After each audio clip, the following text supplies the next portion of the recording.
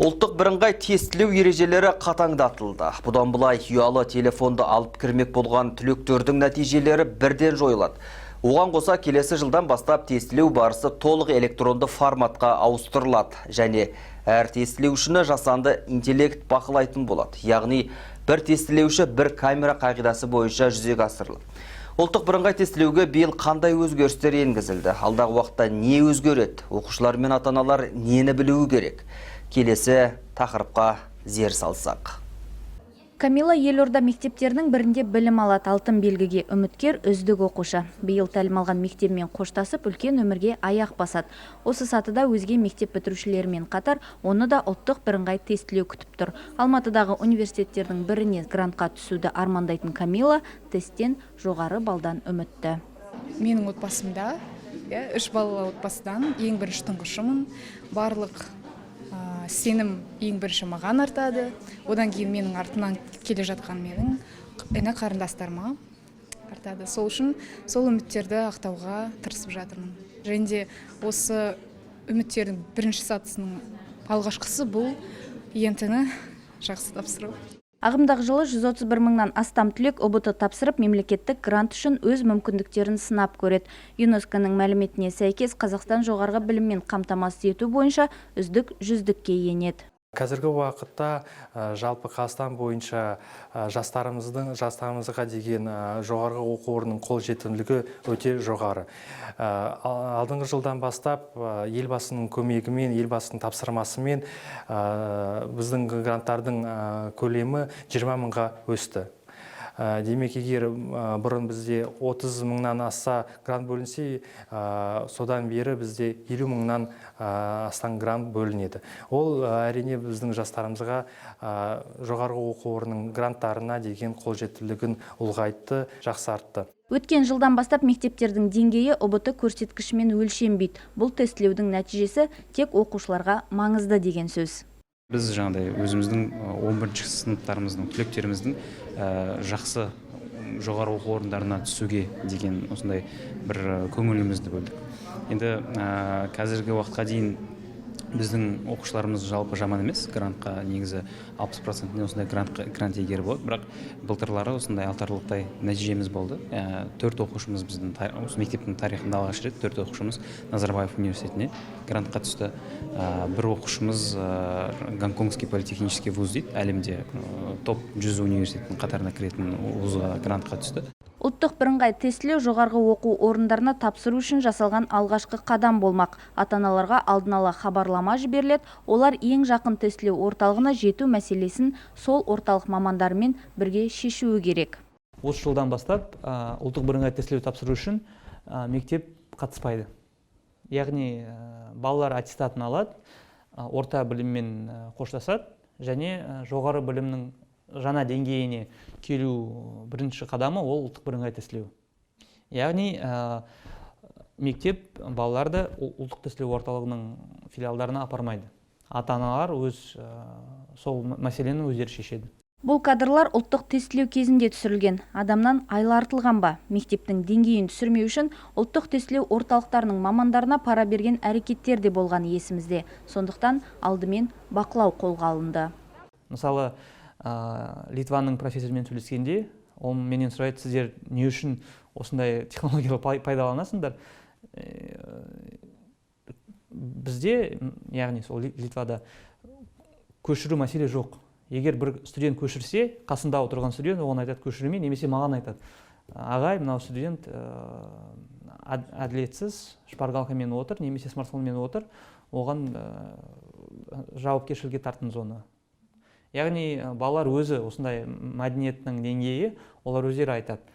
Ол дұрыс емес, ол заң бұзушылық, және де жалпы мәдениетте жоқ. Көшіру деген мәселе, көшіру, смартфон алып келу, шпаргалка алып келу, ал бізде өкінішке орай ол бар. Яғни 2019 ұлттық бірыңғай тестілеуді алсақ, 110 бала 115 мың смартфон алып келді. Смартфон немесе шпаргалка. Яғни бір балада бір емес, бірнеше смартфон болуы мүмкін. Мен айтқандай, бір бала 13 смартфон алып келді, бір бала аяқ киіміне 2 смартфон тығызып алып келді, 4 смартфон. Бірақ бойы өзі 1 метр 60 сантиметр болса, аяғында 45 размер кроссовкилар. Сол кроссовкinin ішінде 4 смартфон болды. Яғни ол көзге түсті. Сұрадық оның кроссовкинде не бар? Барлық түсінікті болды. Фольгаға орылған 4 смартфон алып келген. Емтиханда бүгін көшіріп бала оқуға түсті делік, бірақ оның ертең білікті маман боларына кім кепілдік береді? Мәселен, Қытайда емтиханда көшіру фактісі қылмыстық іс ретінде қарастырылады. Бізде де талаптар күшейтілді. Біріншіден, смартфон алып кіруді ойлаған тестіленушілердің де бұдан былай нәтижелері жойылады. Бұл талап өз нәтижесін беріп те үлгерді. Қаңтардағы тестілеуде оқушылардың 5% ғана ұялы телефон алып кірмек болған. Смартфонмен отырған бала әділ тапсыратын баладан сол баланың гранттың ұрлап кетеді деп айтуға болады. Өйткені біз гранттарды тек қана осы ұлттық бірыңғай тестілеудің нәтижелеріне сәйкес бөлеміз. Мысалы, 105 балл болса, 105 балл алған бала грант алады, 104 балл алған бала грант ала алмайды. Ал сол 105 балл алған бала смартфонмен келді ма, смартфонсыз келді ма, біз уже оған қарамаймыз. Өйткені бізде тек қана өтініштер даже сол кісілердің атауын білмейміз, есімін білмейміз. Тек қана оның тестіленушінің жеке коды және оның балы болды. Салыстырамыз, компьютер автоматты түрде айтады, мыналар өтті грантқа, мыналар өткен жоқ. Осы олқылықтарды жою мақсатында екіншіден бақылау күшейтілді. Мысалы, осы уақытқа дейін бір аймақта 3 камера, бір камерада 150 тестіленуші болса, адамның оны толық бақылауға қауқары жетпейді. Өйткені бір монитордан 3000 адам бір мезетте бақыланатын. Жаңа технологиялардың көмегімен енді бұл олқылықтар болмайды. Әр адамның қасында сергек сияқты камералар тұрады. Және де біз барлық тестілеу барысын білеміз, қалай отырды, не істеді, қаншама минут отырды. Және де сол кісіді тек қана адам емес, жасанды интеллект, компьютер технологиялар бақылайды. Қазіргі таңда өте дамыған технология компьютер вижн деген. Сол компьютер вижн адамның қолында не бар, оның басы қай жаққа қарап жатыр, оның қолы столда ма, үстелдің астында ма, немесе ол басқа аудиторияға шықты, оның орнына басқа адам келді, сол фактілерді анықтауға мүмкіндік береді. Жасанды интеллект арнайы енгізілген алгоритммен жұмыс істейді. Тестіленуші жан-жағына қарай алмайды, дауыстап сөйлей де алмайды. Бәрі жазылады, сақталады және бақыланады. Компьютер адам емес. Әр адамның осындай сөз бар, әр адамның өз құны бар. Яғни әр адаммен келісуге жету мүмкін. Немесе сол адамның туылған туысқандары бар, мысалы достары бар, сол достардың балалары бар, сол балалар мүмкін тест тапсырады. Сондықтан оның әділдігіне 100% сенуге болмайды. Өйткені әртүрлі жағдайлар бар. Ал компьютер ол компьютер. Ол тек қана алгоритмдарды біледі, ешқандай артықшылық көрсете алмайды. Компьютердің туысқандары жоқ, компьютерге барлық тестіленуші бірдей. Ол бірінші. Екінші, компьютерде ешқандай ақпаратты жоюға болмайды. Өйткені әрбір іс-әрекет ол сол логирование деген бар. Сол тиісті журналдарға жазулар енгізіледі. Қандай да сен керемет айтишник болсаң, сен оны жоя алмайсың. Біз оны көреміз. Мысалы, Қарағанды қаласында, Қарағанды мемлекеттік университетінде 5-ші аудиторияда отырған кісі 5-ші минутта смартфон пайдаланды деген жазулы болады. Және де біз тест біткеннен кейін сол есепті ашамыз, сол 5-ші аудиторияда 5-ші орында отырған адам шығарылды ма? Егер шығарылса, жақсы, біз оны шығарылды деп басамыз. Егер шығарылмаса, біз бірінші кезекте сол нәтижесін өздеріміз жоямыз. Өйткені бізде мүмкіндік бар тестілеуден кейін видео талдау арқылы нәтижелерді жою. Екіншіден, біз өзіміздің қызметшіні жауапкершілікке тартамыз. Өйткені ол ереже бұзған фактіне көз жұмды. Сондай-ақ кез келген ерікті тестілеу барысын бақылай алады. Қоғамның белсенді мүшелері елдің ертеңгі болашағына бейжай қарамайтын қазақстандықтар ғаламдық желіде арнайы қосымша арқылы емтиханның әділ өтуіне үлестерін қоса алады. Емтиханның тәуелсіз бақылаушы ретінде сыбайлас жемқорлыққа қарсы агенттігінің арнайы мониторинг топтарының өкілдерін тарттық. Осындай қоғамдық бақылау енгізіледі тестілеуге.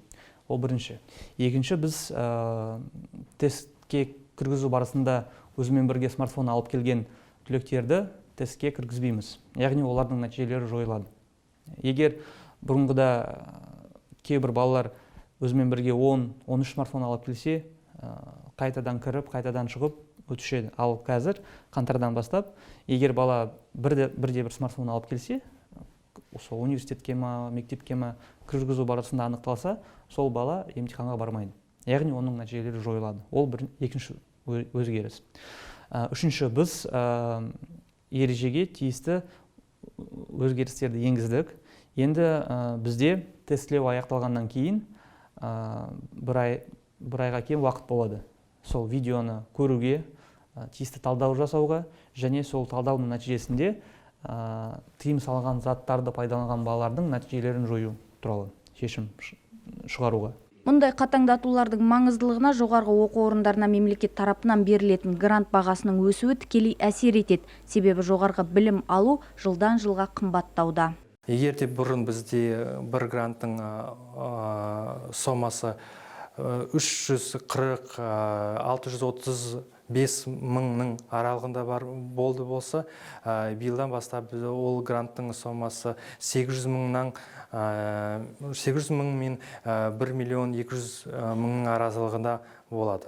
Бұл әрине біздің жоғарғы оқу орындарына өте бір көмегін, септігін тигізеді деп ойлаймын. Себебі бұл ақшаның біразы біріншіден оқытушылардың жалақысының көбеюіне келеді және жұмсалады. Және де екінші бір бөлігі ол біздің лабораторияның базаның жақсаруына әкеледі. Бұған қоса 2021 жылы тестілеуді толық электронды форматқа көшіру жоспарлануда. Оның бірнеше артықшылығы бар. Мәселен, осы уақытқа дейін тест тапсырғандар жауап түзету мүмкіндігі болмағанын жақсы білет. Апелляцияға да тесттің ертеңінде беруге тура келетін және келіспейтін сұрақты еске түсіру қажет болатын. Оның нәтижесін күтуде баламен бірге ата-ананы да күйзеліске түсіретін және қатемен жұмыс істеу мүмкіндігі де қарастырылмаған еді. Жаңа жүйемен бұл олқылықтар толық жойылады. Қазір бізде 169 орталық бар. Көп үлкен аудандарда, ауылдарда да бар. Бірақ сол бірінші кезекте 169 тапсыратын орын, ол тиісті деңгейде бақылау ұйымдастыру мүмкін емес. Яғни 169 орын, ол 169 жерде сыбайлас жемқорлық болатын мүмкіндікке туғызады. Біз оны түсінеміз. Екінші кезекте ол шығындар, ол бюджеттің шығындары. Қаншама штатымыз үлкен, сондықтан біз ойластырамыз, қалай тиімді болады. Және де мен айтқандай, компьютерный тест болғанда біз 169 зал аша алмаймыз, ол түсінікті. Біз бірінші жылда 35 зал болады, және де біз әртүрлі жеке меншік компанияларды серіктестікке шақырамыз. Егер де сіздерде осындай талаптарға сәйкес келетін компьютер болса, және де сол компьютердің қасында осындай камера бар болса, сіздердің орталығынан интернет бар болса, бізбен бірге жұмыс істеп, біз тиісті ақшаны төлеп, сіздің техниканы пайдаланамыз ұлттық бірыңғай тестілеу кезінде. Сынақ тестілері де онлайн түрде өтеді. Биыл магистратураға тестілеу толық электронды форматта өткізіледі. Және тестілеуге құжат тапсыру да электронды жүйеге ауыстырылмақ. Қаңтар айындағы тестілеуге ата-аналардың 30% ғана балаларының құжаттарын электронды форматта өткізген. Бұл жүйені де енгізу 2021 жылға жоспарланып отыр. Тағы бір маңызды өзгерістердің бірі болашақта бірінші кезекте тестілеудің уақыты мен күнін оқушы өзі белгілейтіндей мүмкіндік қарастырылады. Гаухар Асанбек, Тархан Мажитов, Ербол Темірхан, арнайы апталық шолу үшін.